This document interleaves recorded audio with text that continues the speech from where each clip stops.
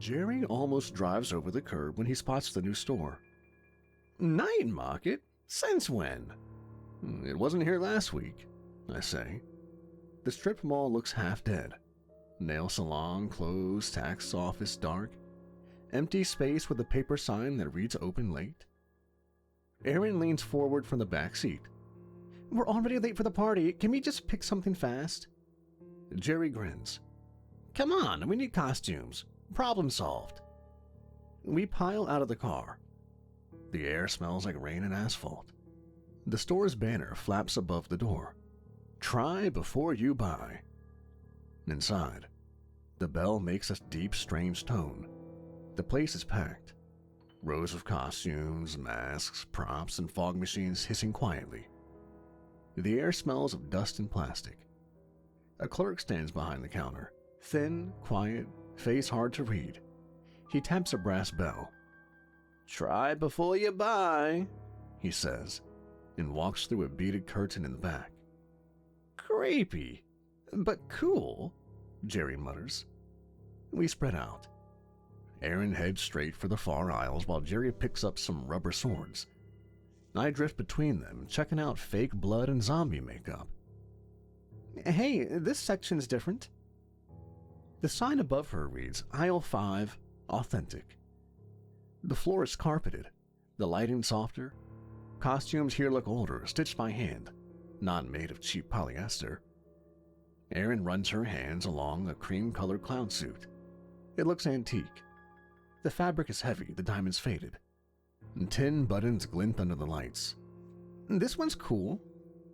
Creepy. Clowns are nightmares. It's classy, Erin replies. Old school. She lifts the matching hat, a tall comb with a single red palm. I'm trying it on. Don't, you'll summon Pennywise or something, Jerry says. Erin disappears behind the changing curtain and Jerry pokes through the nearby rack muttering. I glance at a mirror on the end cap. The reflection seems a second off, like the glass can't quite keep up. Ready? Erin says. She pulls the curtain open. The suit fits perfectly. It looks tailored to her, every seam neat. The cream color makes her hair darker and her skin bright. She holds up the hat. What do you think? Still creepy.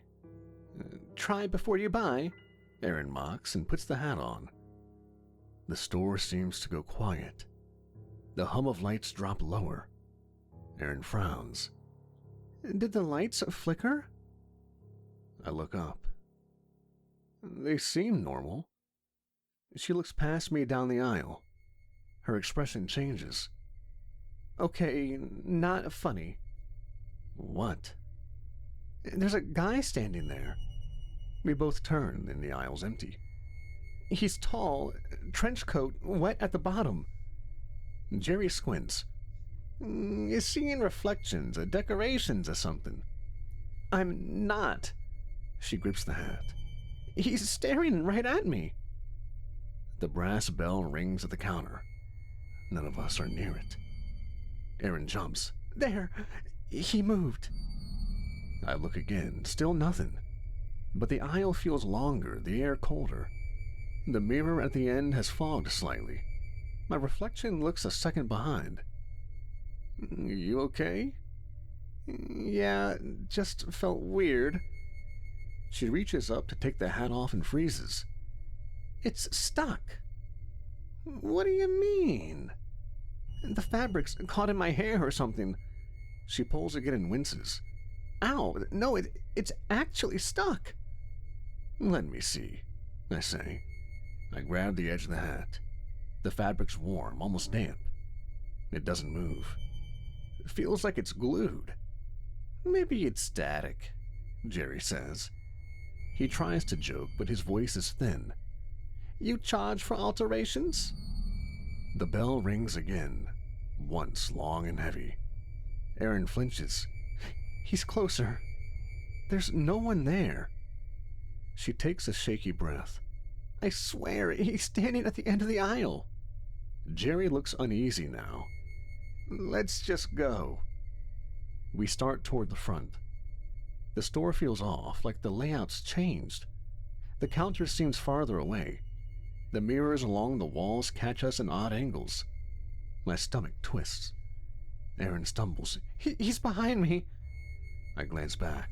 Nothing. It's fine. Let's just...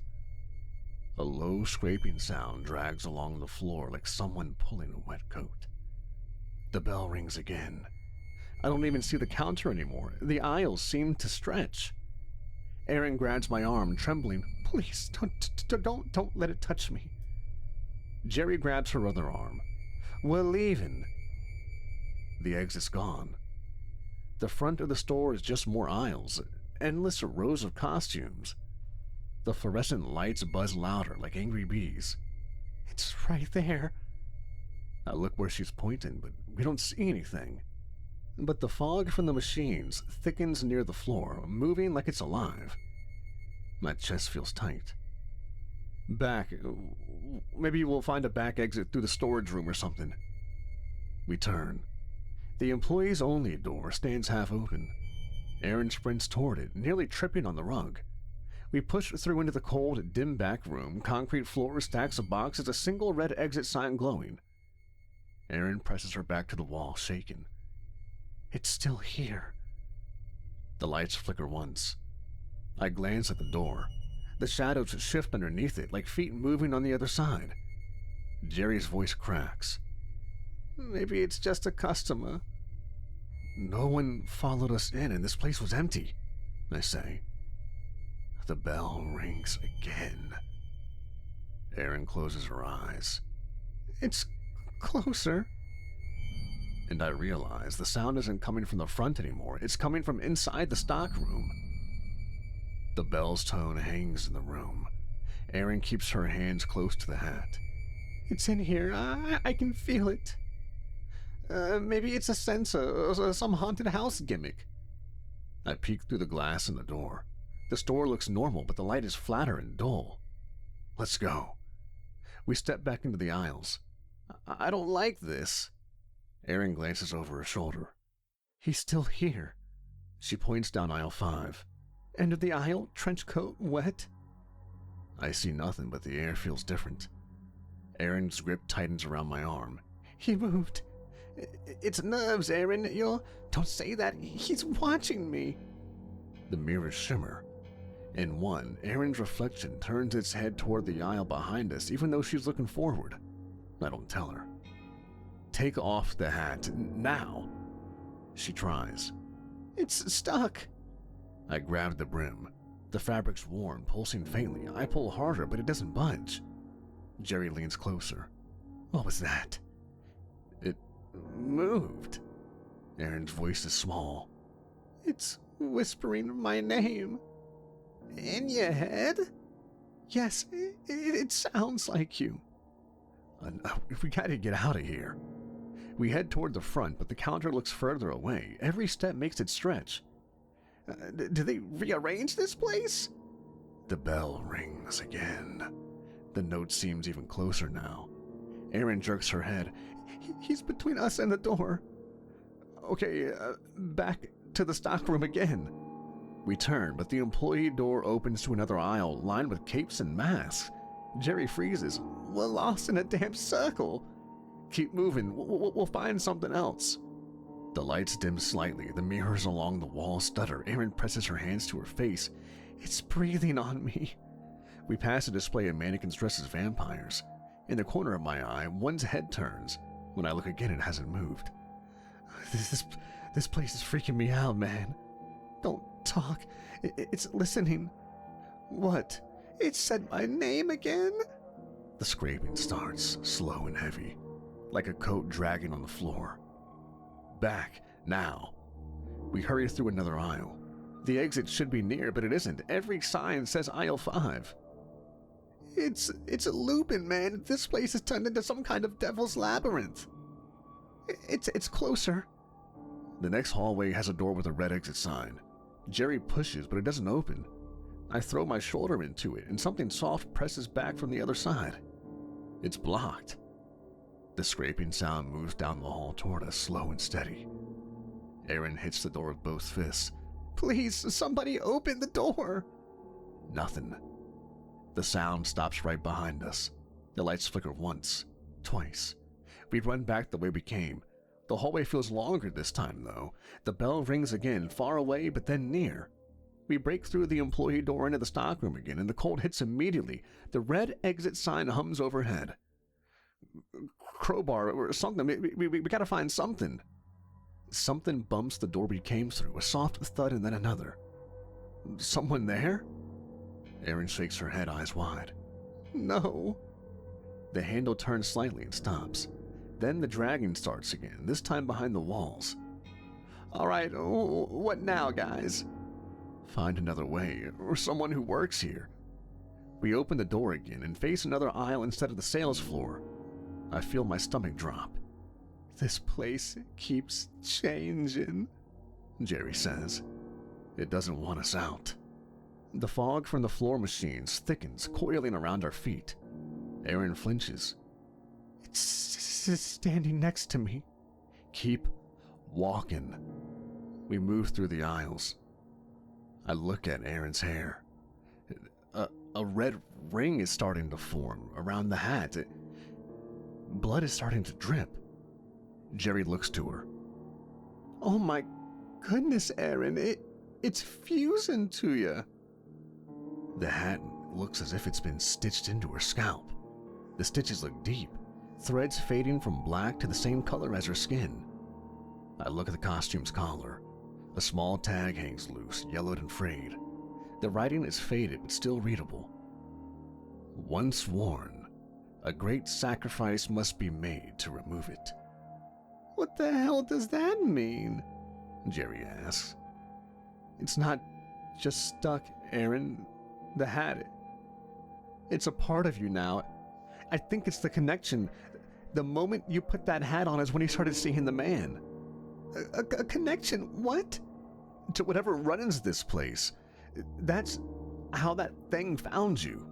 That's why we seem to be in this, this other dimension, this labyrinth of a store. A sound rolls through the room. Soft whispers. Too many voices speaking at once. It sounds like the store itself is breathing through the cracks in the walls. Make it stop. I grab a box cutter from a nearby shelf. Hold still. Jerry starts, but I don't wait. I slide the blade under the brim. The second the metal touches fabric, the lights flicker. The air turns icy. The cutter vibrates in my hand. Stop! Erin cries. I pull back. A thin line of blood runs down her temple. The room settles, but the cold stays. I see him! I see him! All right, let's go, guys, I say. We break into a run. We find a door. We open it. No exit sign above, but we open and go through, and we're in another aisle. Some kind of aisle, that is. We find a shelf and we brace it against the door. Something hits from the other side, and each hit makes the walls groan. The air feels thick. If this thing gets in, Jerry starts to say. It won't, I say, though I don't believe it. Erin looks at me, tears streaking her makeup. I can hear it laughing. The sound outside shifts. A dragging scrape up the floor, then silence. We all freeze. Maybe it's gone. I shake my head. No, I think it's waiting. Then, from the other side of the wall, something whispers my name. The shelf shifts an inch, even though all three of us are leaning on it. The metal squeals. Cold air spills through the gap around the door like breath. Hold it, I say. Jerry picks up the crowbar he found earlier and puts it underneath the bottom rung. Erin stares at the crack, shaken. The shadow on the other side seeps in like smoke, thin and steady. The door doesn't open all the way. Erin moves. Her body jerks sideways like someone hooked her by the belt and yanked. She hits the floor hard and slides on her side. Erin! I grab for her. She screams and claws at the concrete. Her nails skid and split. There's nothing on her, nothing I can see, but her shoulders wrench back like hands are on them. Jerry lunges and catches her ankle. It pulls him with her, scraping his palms across the floor. It's like a winch. Help, man! I wrap both arms around Erin's waist. The force yanks again. She rams into a rolling ladder, bounces off, and we all spill through the stockroom door into the sales floor. The aisles shift as we move. End caps slide past like we're on a conveyor belt. Erin is dragged backward, heels carving squeaks into tile. We slam into a bin of foam axes. Props fly, a plastic skull rolls under a rack. "Stop pulling her!" I shout at the empty air. Stupid, I know. Erin's head snaps back. The hat tilts. She screams, "Get it off! Get it off! It's inside!" Her voice breaks into a low, harsh sound that isn't hers. We're pulled into aisle 5. The authentic sign hangs crooked, swinging like it knows we're coming. Mannequins line the end cap. Old suits, veils, a clown suit like Erin's on a headless torso. Its empty neck faces her like a target. "Not there, anywhere but there," Jerry says. The figure shows itself in pieces. First a long coat flapping at knee-height, dripping at the hem. Then an arm that's too long, wet, clinging to it. Then a face that doesn't settle, features sliding like they haven't been chosen yet. It flickers at the edge of my sight, half-colored in. "I see it," Jerry says. "It's in the hat. It's clawing through. It's taking over." I get an arm around her shoulders and try the brim again. The fabric throbs under my fingers. I jam the box cutter under the edge and push. The blade hits something hard, sharp, and skips and snaps clean in half. The broken piece zings off into the aisle. The force dragging her jerks left, then right, then straight back. We skid on the rug in aisle 5. Erin squeezes her eyes shut. "Don't close them, stay with me." "The tag, it said a great sacrifice." The whisper comes from everywhere and nowhere, right in our ears. "Let me in and it will stop." The voice isn't a voice. It's something else. Erin starts to sob and shakes her head. "No!" Jesse tries to wedge the crowbar under the brim. The metal heats under his hands. He swears and drops it. "Only way is the hat. We have to destroy it." She reaches for her jacket pocket. Her hand fumbles, finds the lighter she always carries. Her fingers shake so hard she nearly drops it. She looks at me, terror and something else in her face. "Erin!" She flicks the wheel. The lighter sparks, then catches. "Wait!" I start, but the hat lunges like it heard me, pressing into her scalp. The force yanks her a foot across the floor. Her eyes roll. I see the choice pass across her face. She shoves the flame into the brim. It takes instantly, not like cloth, but like dry weed. Fire runs along the stitched edge and a bright ring it climbs. The heat hits my face. The smell is hair and adhesive and skin. Erin screams, high and raw. She tries to pull back, but the hat holds. The flame bites into her hair and flares. Jerry and I both drop our jackets on her head, trying to smother it, but the air over her ripples and pushes our hands away like a barrier. The figure reels. The coat twists around nothing. Its face caves and swells, losing what little shape it had. The sound it makes is a wet roar that shakes the racks. Light bulbs pop down the aisle. "Hold her!" I yell. I get behind Erin and wrap my arms around her chest, pinning her elbows so she doesn't claw at the fire and tear herself open worse. She thrashes hard. My teeth clack together. The heat burns my forearms. "Get some water." "There's nothing. Get water from where?" Jerry says, looking wild. The fire eats into the hat, finds whatever is living inside it and surges. The red palm blackens and drops, a cold that hisses on the rug. Fire races through Erin's hair. She screams again and again until the sound breaks and goes hoarse, and the smell of burning flesh and hair fills my nostrils. The figure staggers backward as if a rope were cut. The dragon on her body stops for a beat, then tries to resume, but it has less hold now. Erin rips the lighter away and slaps at her head through our jackets, smothering where she can. I press cloth against flame and skin and smell fabric melt. The hat collapses inward, a burned cone sinking on itself. The stitches pop with small snaps. A rush of cold air blasts us in the face hard enough to sting our eyes. The figure howls and blows apart into a spread of dark vapor that disappears into the mirrors and under the racks and then nowhere. The temperature drops 10 degrees in a blink. Erin sags to her knees. The hat is ash. She's panting, eyes unfocused. The edges of her hair are burned to curls. Her scalp is red and blistered and burned. "Did it stop?" she says as she stares at me through smoke and tears. I listen. The dragging isn't in the walls. The whisper isn't in the lights. The bell is quiet. I think so. The lights go wild, strobing hard enough to hurt. And then they stop. And we find ourselves back in the original store.